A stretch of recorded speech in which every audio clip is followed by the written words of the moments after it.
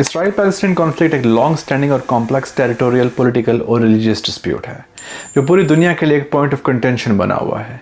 Ongoing conflict जिसको अब शुरू हुए 9 महीने से ज़्यादा का वक्त हो चुका है, हज़ारों बेगुनाह जाने ले चुका है। पाकिस्तान में बहुत सारे कमेंटेटर्स ने इसराइल पैलेस्टाइन कॉन्फ्लिक्ट को डिसाइफर किया है, लेकिन हम नेचुरली एक ही एंगल से इस कॉन्फ्लिक्ट को असेस करते हैं, which is the pro Palestinian angle. लेकिन जब तक हम एक होलिस्टिक अप्रोच रख के इस कॉन्फ्लिक्ट को नहीं समझेंगे, हम पैलेस्टीनियन कॉज को सही तरह ना समझ पाएंगे और ना ही इफ़ेक्टिवली डिफेंड कर पाएंगे। इस बात का एहसास मुझे कनाडा मूव होने के बाद हुआ, जबकि फॉर द फर्स्ट टाइम मेरा एक इसराइली को वर्कर के साथ आर्गूमेंट हुआ इसराइल पैलेस्टाइन कॉन्फ्लिक्ट पे, और उससे आर्गूमेंट करने के दौरान आई क्विकली रियलाइज्ड कि मेरे नॉलेज में काफ़ी गैप्स हैं, स्पेशली हिस्टोरिकल कॉन्टेक्स्ट को लेके। फॉर एग्जांपल, मुझे ये नहीं पता था कि पैलेस्टीन नाम रोमन्स का दिया हुआ है। मुझे ये भी नहीं पता था कि मुसलमानों ने इस ज़मीन पे 1300 साल तक रूल किया, वाइल ज्यूज़ ने इस सरजमीन पे सिर्फ 450 साल हुकूमत की है। लेकिन ज्यूज़ की इस सरजमीन पे हुकूमत मुसलमानों से तकरीबन 1223 साल पहले कायम हुई। मुझे ये भी नहीं पता था कि ज्यूज़ का गोल्डन एरिया सिर्फ 120 साल तक रहा और उसके बाद उनकी unified kingdom, the kingdom of Israel and the kingdom of JUDA के बीच में 2 हिस्सों में डिवाइड हो गई। मुझे ये भी नहीं पता था कि ज्यूज़ इस रीजन में इजिप्ट से दाखिल हुए थे और इस इलाके का नाम उस टाइम पे केनान था, और यहाँ पे जो लोग रहते थे उनको कैनानाइट्स कहा जाता था। इन ग्रुप्स के खिलाफ ज्यूज़ ने क़िताल किया और इवेंचुअली उनको शिकस्त देके यहाँ पे अपने किंगडम की बुनियाद रखी। याद रखेंगे, मॉडर्न डे इसराइलाइट्स अपनी स्टोरी में उसी तरह विक्टिम्स और राइटियर्स हैं जिस तरह हम पैलेस्टीनियंस को विक्टिम और राइटियर्स समझते हैं। जो हिस्ट्री हम पैलेस्टाइन की कॉज को पैडल करने के लिए इस्तेमाल करते हैं, उसी हिस्ट्री को वो अपने आप को सही साबित करने के लिए इस्तेमाल करते हैं। इसीलिए आज की वीडियो में हम एनालाइज करेंगे जूश मज़हब की हिस्ट्री को फ्रॉम इट्स इंसेप्शन, इस लैंड की हिस्ट्री को जिस पे आज इज़राइल और फ़लस्तीन वाक़या हैं, इस पर रूल करने वाले एम्पायर्स को उनके सही टाइमलाइन के साथ, और जूडाइज़म मज़हब की 4000 साल हिस्ट्री को 1947 तक, जब मॉडर्न स्टेट ऑफ इज़राइल वजूद में आई। ये एक 2 पार्ट सीरीज़ है, so without any further delay शुरू करते हैं। सरजमीन जिस पे आज पैलेस्टाइन और इसराइल वाक़या है, इस ज़मीन पे over the course of last 4000 years बहुत सी एम्पायर्स और कैलिफेट्स ने रूल किया है। जूस के रिलीजियस किताबों के मुताबिक एंशंट हिब्रूज, जो मॉडर्न डे जूस के एंसेस्टर्स हैं, इजिप्ट से केनान के इलाके में दाखिल हुए।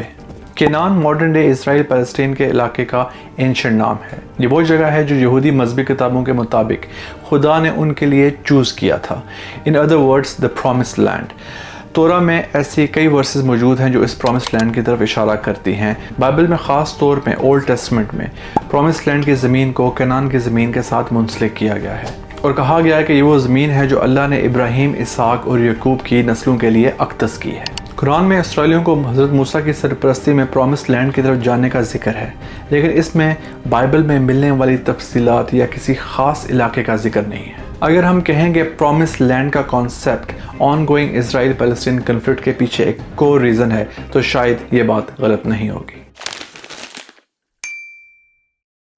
हज़रत Musa who is a central figure in Judaism, Christianity as well as Islam, उनकी लीनेज निकाली जाए तो वो हज़रत अब्राहम से जाके मिलती है, who is also a central figure for all Abrahamic religions.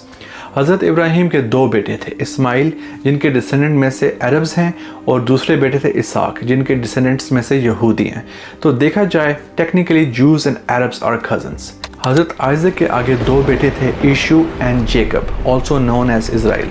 Jacob के आगे 12 बेटे हुए जिनमें से एक का नाम लेवी था। लेवी के आगे 3 बेटे हुए जिनमें से एक का नाम कोहात था। हज़रत मूसा आगे कोहात की लिनेज से ही आए। हज़रत मूसा को यहूदी मज़हब में क्रेडिट दिया जाता है कि उन्होंने इसराइलिट्स को इजिप्ट में ग़ुलामी से आज़ाद करवाया। हज़रत मूसा इज़ ऑल्सो क्रेडिट कि उन्हें माउंट सुनाई पे खुदा की तरफ से 10 कमांडमेंट्स मौसूल हुई और उन्होंने जूस को डे टू डे ज़िंदगी गुजारने के लॉज दिए। नाउ हज़रत मूसा यहूदियों को इजिप्ट से निकालने में तो कामयाब हो गए, लेकिन वो अपनी ज़िंदगी में केनान के इलाके में दाखिल नहीं हो सके। वो अपने लोगों के साथ 40 साल तक रेगिस्तान में फिरते रहे। तोराह के मुताबिक हज़रत मूसा को खुद खुदा ने वादी केनान में दाखिल होने से मना किया, क्योंकि उन्होंने अल्लाह ताला की नाफरमानी कर ली थी। आखिर वो नाफरमानी क्या थी? जिन नामी रेगिस्तान में पानी की कमी की वजह से बनी इसराइल हज़रत मूसा से झगड़ पड़े। अल्लाह ने हज़रत मूसा को इंस्ट्रक्ट किया कि वहाँ पे मौजूद एक पत्थर से मुकालमा करें, वो पत्थर खुद ही चश्मे खोल देगा। हज़रत मूसा ने उस पत्थर से मुकालमा करने के बजाय उस पत्थर को 2 दफ़ा अपनी छड़ी से स्ट्रक किया और पानी के चश्मे फूट पड़े। ये वाक़या Bible book of numbers chapter 20 में भी रिपोर्ट किया हुआ है और कुरान शरीफ की सूरह बकरा वर्स 60 में भी इसका जिक्र है। हज़रत मूसा की इस नाफरमानी की वजह से अल्लाह ताला ने उनको वादी कनान में एंटर होने से बाहर कर दिया। हज़रत मूसा की वफ़ात के बाद Joshua, also known as prophet Yusha इब्न Nun by Muslims, Old Testament के मुताबिक जो उनके असिस्टेंट भी थे, वो यहूदियों को लेके फाइनली वादी कनान में दाखिल हुए और इवेंचुअली उन्होंने हज़रत मूसा को सक्सीड भी किया। कनान में उस टाइम में बहुत सारे ट्राइब्स रहते थे। जोशुआ की लीडरशिप में यहूदियों ने इन ट्राइब्स के ख़िलाफ़ क़िताल किया और उनके लैंड की पोजेशन हासिल की। लैंड ऑफ कनान को इवेंचुअली कंकर करने के बाद बनी इसराइल ने एस्टैब्लिश की foundation of the kingdom of Israel and Judah, पहली इंडिपेंडेंट जूश किंगडम। इस वाक़े से ये भी इस्टेब्लिश होता है कि जूस भी इस लैंड में बाहर से आए और यहाँ जो लोकल लोग रहते थे उनके ख़िलाफ़ उन्होंने क़िताल किया और जबरी कब्ज़ा करके अपनी सल्तनत कायम की। ये जो पहला इसराइली किंगडम है ये आज से तकरीबन 3054 साल पहले इस्टेब्लिश हुआ। हज़रत दाऊद और उनके बेटे हज़रत सुलेमान के दौर में इस यूनिफाइड किंगडम ने काफ़ी तरक्की की। इस टाइम पे बहुत सारे नए ट्रेड रूट्स इस्टेब्लिश किए गए, किंगडम की जो टेरिटरी है वो एक्सपैंड हुई और फर्स्ट टेंपल भी तामीर किया गया जो जुडाइज़म के लिए बहुत ज़्यादा सिग्निफिकेंस रखता है, बिल्कुल उसी तरह जिस तरह हमारे लिए खाना काबा रखता है। लेकिन हज़रत सुलेमान की वफ़ात के बाद किंगडम 2 हिस्सों में बट गया, kingdom of Israel northern kingdom और kingdom of Judah southern kingdom. ये वो वक्त है जब इन दोनों किंगडम्स के इंटरनल स्ट्राइव्स, खुदा से दूरी और लीडरशिप को हासिल करने की लड़ाई की वजह से दोनों किंगडम्स कमज़ोर पड़ गए। दोनों किंगडम्स को बैरूनी ताकतों के मुसलसल हमलों का भी सामना था। आखिरकार नॉर्दर्न किंगडम ऑफ इज़राइल 208 साल के बाद असीरियंस के हाथों गिर गया और kingdom of JUDA the southern kingdom 344 साल के बाद बेबीलोनियंस के हाथों फतेह हो गया और that officially was the end of Jewish empire. और इसके बाद 1948 तक जूज ने इस लैंड के ऊपर खुद हुकूमत नहीं की। अब जानने की कोशिश करते हैं कि असीरियंस और बेबीलोनियंस कौन लोग थे, वो कहाँ से आए थे और उनका क्या मज़हब था। असीरियन मेसोपोटामियन सिविलाइजेशन की कौम थी जो modern day northern Iraq, northern eastern Syria, south eastern Turkey और नॉर्थ वेस्टर्न ईरान के इलाके से मिलके बनी थी। 25 सेंचुरी BCE में they became a super power in that region and वो अपनी ऑर्गेनाइज मिलिट्री और एडवांस इंफ्रास्ट्रक्चर की वजह से माने जाते थे। दूसरी तरफ बेबीलोनियंस भी मेसोपोटामियन सिविलाइजेशन से थे, लेकिन ये सेंटर्ड थे अराउंड सिटी ऑफ बेबीलोन जो कि प्रेजेंट डे इराक है। ये 19 BCE में एक मेजर पावर बन के आगे आए और इवेंचुअली इन्होंने असीरियन एम्पायर को भी कंकर करके एक यूनिफाइड नियो बेबीलोनियन एम्पायर बनाई। जहाँ तक मज़हब की बात है तो ये दोनों पॉलिथिस्टिक रीजन पे यकीन रखते थे, मतलब एक से ज़्यादा खुदा की इबादत करते थे। तो वापस आते हैं इसराइलियों पे। सवाल ये है कि असीरियंस और बेबीलोनियंस के कब्ज़े के बाद उनका क्या हुआ। कॉन्क्वेस्ट के बाद बहुत से इसराइलियों को अपने इलाके से डिपोर्ट कर दिया गया।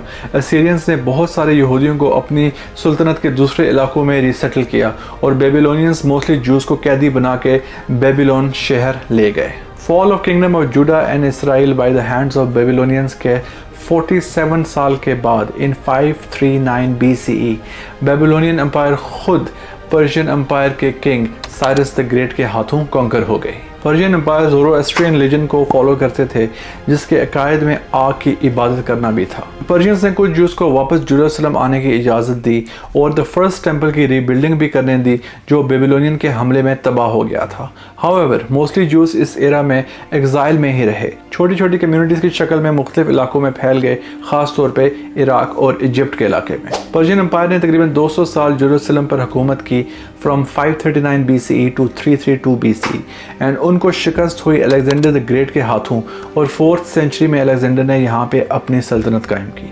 अलेक्जेंडर द ग्रेट का ताल्लुक मैसेडोनिया के इलाके से था जो ग्रीस के नॉर्दर्न पार्ट में लोकेटेड है। अलेक्जेंडर द ग्रेट के टाइम पर जूस को जनरली फुल ऑटोनॉमी हासिल थी अपने कस्टम्स को फॉलो करने की और इबादत परफॉर्म करने की। हाउएवर 323 में अलेक्जेंडर की डेथ के बाद अलेक्जेंडर के जनरल्स ने उसकी एम्पायर को आपस में बांट लिया। Ex kingdom of Judea and Israel का इलाका अलेक्जेंडर के एक जनरल सिलिकस वन निक्टर के हाथों में आया। ये वो दौर है कि जब हैवी ग्रीक इन्फ्लुएंस इस रीजन में कल्चर और रिलीजन के थ्रू इंजेक्ट किया गया, जिसकी वजह से जूइश लोकल पॉपुलेशन जो थी वो यहाँ के रूलर्स से नाखुश रही और उनके बीच में झड़पें भी हुई। तकरीबन 240 साल के रूल के बाद सेल्यूसिड एम्पायर भी अपने अंजाम पर पहुंची और उनका खात्मा रोमन जनरल पॉम्पे के हाथों हुआ और यहाँ से इस रीजन में शुरू हुआ दौरे रोमन एम्पायर, और आप ये भी कह सकते हैं कि शुरू हुआ दौरे बेजेंटाइन एम्पायर। वही बेजेंटाइन एम्पायर जिसने इस इलाके को पहली दफ़ा फ़लस्तीन का नाम दिया। बेजेंटाइन एम्पायर रोमन एम्पायर की ही ईस्टर्न एक्सपेंशन थी। रोमन एम्पायर जो दुनिया की हिस्ट्री की one of the biggest most powerful empire रही है, उसके इलाके Europe, middle east, northern Africa, Italy, Greece, Spain, France, Britain और इजिप्ट से लेके लेवेंट तक फैली हुई थी। Byzantine Empire was more centered around Eastern Mediterranean, including the Balkan region, Asia Minor जो कि मॉडर्न डे तुर्की है, और इसमें कुछ मिडल ईस्ट और नॉर्दर्न अफ्रीका के भी पार्ट्स थे। So naturally present day Israel और फ़लस्तीन fell under the territory of Byzantine empire. Byzantine empire ने इजराइल की ज़मीन पर लगभग 241 साल तक हुकूमत की। 4th सेंचुरी CE का आगाज़ से लेकर 7th सेंचुरी CE तक। इब्तिदा में बेजेंटाइन रूलर्स ने यहूदियों को अपने मज़हब अपनाने की इजाज़त दी, मगर वक्त के साथ ख़ास तौर पर 5th सेंचुरी CE के बाद इन पॉलिसीज़ में शदीद सख्ती आई। एंटी यहूदी कानून लगाए गए, जिनमें नए सिनेगॉग्स बनाने पर पाबंदी, यहूदियों का क्रिश्चियन गुलाम रखने पर पाबंदी, यहूदियों का सरकारी ओहदों पर काम करने पर पाबंदी और कभी कभी जबरी मजहबी तब्दीली करने पर भी मजबूर करना शामिल था। यहूदियों ने जब भी बगावत करने की कोशिश की तो उसको बुरे तरीके से कुचल दिया गया। बेजेंटाइन पर्शियन जंगों के दौरान यहूदियों ने अक्सर पर्शियन हमलावरों का साथ दिया और बीच में कुछ अरसे के लिए वापस पर्शियन एम्पायर का रूल इस लैंड पर कायम भी किया, मगर बेजेंटाइन एम्पायर ने 628 CE में हमला करके इस रीजन को वापस फतेह कर लिया, जो यहूदियों के लिए मज़ीद सख्ती का सबब बनी। रोमन्स ने इस दौर में यहूदियों का सेकंड टेम्पल को भी तबाह किया। ऑल इन ऑल बेजेंटाइन हुकूमत का दौर यहूदियों के लिए शदीद सख्ती और बड़े जबर का दौर था। रोमन एम्पायर का टाइम वो टाइम था जब सबसे ज़्यादा जूस की पॉपुलेशन यूरोप मुंतकिल हुई। हालांकि जूस की यूरोप की तरफ मूवमेंट का आगाज़ अलेक्जेंडर द ग्रेट के दौर में हो चुका था, लेकिन इसमें तेज़ी रोमन्स के टाइम में आई। 1st सेंचुरी BCE मतलब 2023 साल पहले जूस यूरोप के मुख्तलिफ इलाकों जैसे कि रोम, इटली, स्पेन एंड फ्रांस में सेटल हो चुके थे। अर्ली मिडल एजेस में 4th to 10th सेंचुरी के दरमियान जूश कम्युनिटीज़ जर्मनी में भी सेटल हो चुकी थी। अब जो हमने इस्टेब्लिश कर लिया है कि जूस ने यूरोप का रुख किस दौर में किया, वापस चलते हैं बेजेंटाइन एम्पायर की फॉल की तरफ। 241 साल की हुकूमत के बाद बेजेंटाइन एम्पायर को इस रीजन में शिकस्त हुई मुसलमान अरब कॉन्क्वेस्ट के हाथों 7th सेंचुरी CE में, और यहाँ से आगाज़ हुआ इस रीजन में इस्लामिक कैलिफेट्स के दौर का। तो दोस्तों आज के लिए इतना ही। पार्ट ए में हमने जुडाइज़म के फाउंडेशनल फिगर्स को स्टडी किया, ये जाना कि यहूदी प्रेजेंट डे पैलेस्टाइन की ज़मीन में कैसे और क्यों पहुँचे, यहूदियों की पहले सुल्तनत और उसके बाद आने वाले बहुत से एम्पायर्स और उनके यहूदियों के साथ रवैये को असेस किया। अगले पार्ट में हम रशीदुन कैलिफेट के दौर से आगाज़ करेंगे और 1948 पे जाके अपनी सीरीज़ को कंक्लूड करेंगे। पाकिस्तान जिंदाबाद।